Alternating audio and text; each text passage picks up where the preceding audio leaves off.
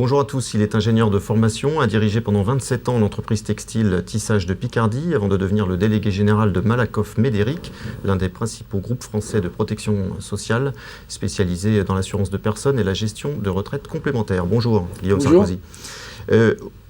Au chapitre des dépenses, des réductions des dépenses publiques, le nouveau Premier ministre Manuel Valls a particulièrement ciblé les dépenses maladie. Est-ce qu'il vous semble légitime qu'aujourd'hui on se focalise particulièrement sur ce domaine-là? Et quels sont concrètement les gisements d'économie? Alors oui, c'est légitime, parce que l'ensemble du système, notamment le système de sécurité sociale, accuse un déficit très important, même si des efforts importants de gestion ont été faits. Il y a encore un déficit très fort, il faut absolument le contenir.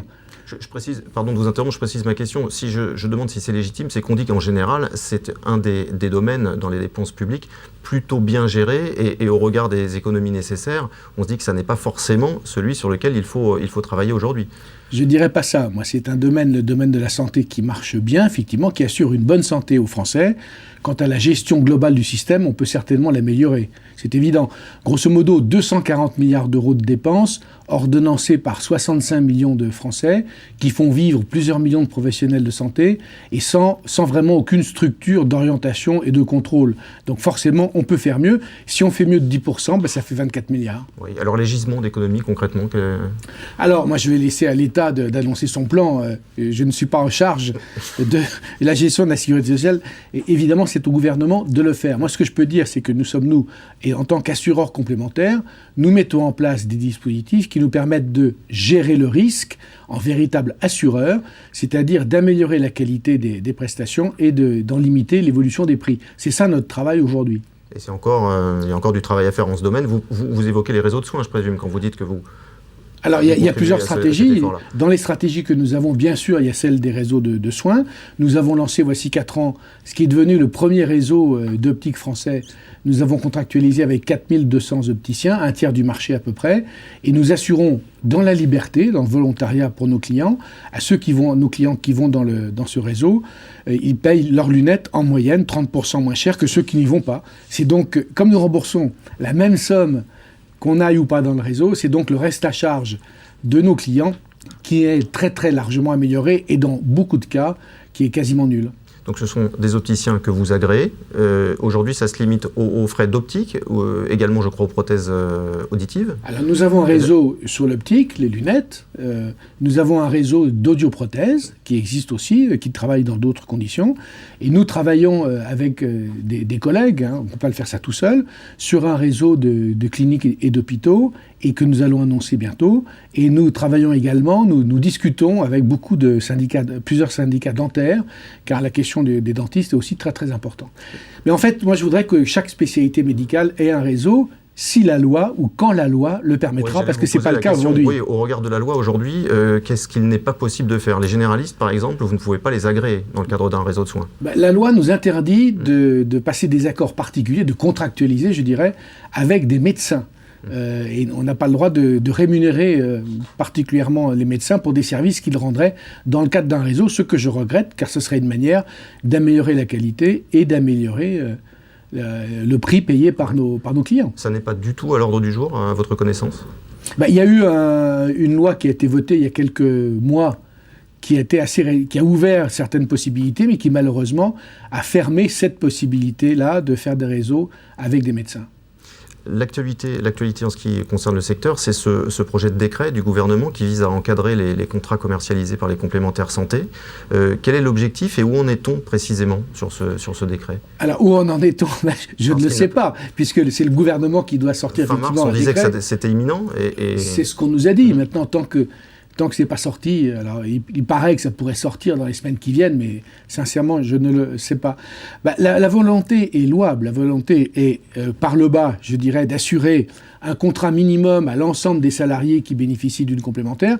Donc ça, c'est extrêmement louable, que personne ne soit en dessous d'un minimum de garantie.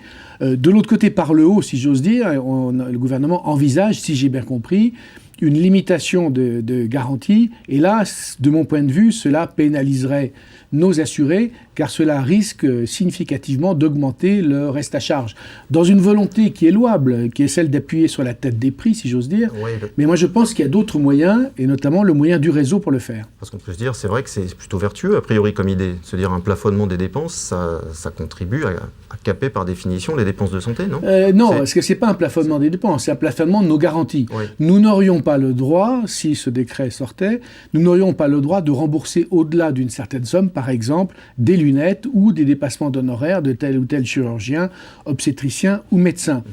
Je pense que ceci ne limitera pas les tarifs des professionnels, et donc cela augmentera le reste à charge de nos clients. C'est ça qui, moi, est important et me préoccupe. Mais ne pensez-vous pas que ça peut aussi contribuer à mettre fin aux pratiques qu'on constate tous, hein, quand on va acheter des lunettes, il nous arrive régulièrement, en tout cas moi ça m'est arrivé, de voir l'opticien me demander ma carte de mutuelle et caler clairement son prix sur le remboursement de la mutuelle. Mais quand cela arrive, j'appelle ça moi de la fraude. C'est de la fraude. Lorsque le prix qui vous est proposé est calé sur la garantie donnée par l'assureur, j'appelle ça de la fraude, car le prix est le prix en France, et surtout dans le domaine du commerce, on n'a pas le droit de faire le prix à la tête du client, si j'ose dire. C'est de la fraude généralisée alors, parce que la pratique est extrêmement courante. Je ne pense pas qu'il y ait de la fraude généralisée, mais la fraude existe. Oui.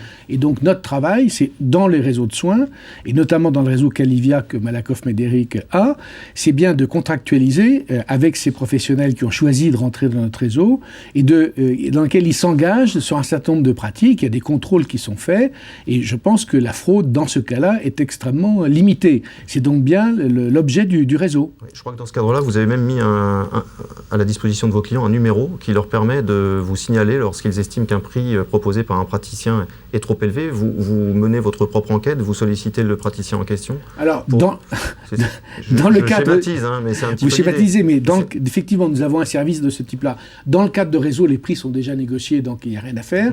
Si vous n'allez pas dans le réseau, nous avons quand même tout un système de devis, en fait. L'opticien appelle nos plateformes informatiques, nous connaissons les prix de marché, et nous savons repérer les offres qui seraient faites qui sont trop chères, on sait appeler l'opticien, et on sait discuter avec lui pour le compte du client, de manière à que le prix soit en phase avec les pratiques du marché local. C'est ça qu'on sait faire, c'est un service que nous rendons, bien sûr. Oui. On sait que vous discutez aujourd'hui avec la Mutuelle Générale, qui est la mutuelle historique de la Poste, en vue d'un éventuel rapprochement. Où en est-on de ces négociations ? La Mutuelle Générale est une très belle mutuelle qui a décidé de réfléchir à son avenir et qui considère, et d'ailleurs c'est votre journal qui l'a révélé au grand public, qui considère qu'elle aura un avenir plus intéressant dans le cadre d'un rapprochement avec un groupe de protection sociale. Donc nous avons accepté avec intérêt de discuter avec cette mutuelle, c'est tout ce que je peux dire pour l'instant. Mais le calendrier, sans préjuger du résultat, le calendrier... Il s'agit de discussions amicales, il n'y a pas de calendrier qui sont affichés pour l'instant. Mais très rapidement, les moteurs de la concentration en cours dans le secteur, parce que le nombre de mutuelles diminue régulièrement. Alors les moteurs, c'est plus de 2 moteurs au moins. La réglementation prudentielle, c'est-à-dire la réglementation sur l'assurance, qui nécessite d'avoir des compétences nouvelles très très importantes dans les groupes d'assurance. Et le deuxième moteur, c'est les relations avec l'offre de soins. À l'évidence, il faut que les complémentaires arrêtent, et nous l'avons déjà fait, de rembourser automatiquement derrière la sécurité sociale, arrêtent d'être un payeur aveugle, comme on disait dans le temps, pour contractualiser avec l'offre de soins et améliorer le service que nous donnons à nos clients. D'ailleurs, nous avons commencé aussi à faire de l'orientation, c'est-à-dire à conseiller nos clients, à faire du dépistage en entreprise. On va en entreprise, on fait des expérimentations pour ça, et ces expérimentations sont extrêmement réussies, et nous investissons beaucoup pour aller de l'avant dans cette direction. Merci beaucoup, Guillaume Sarkozy. Merci à bientôt. À vous. Merci.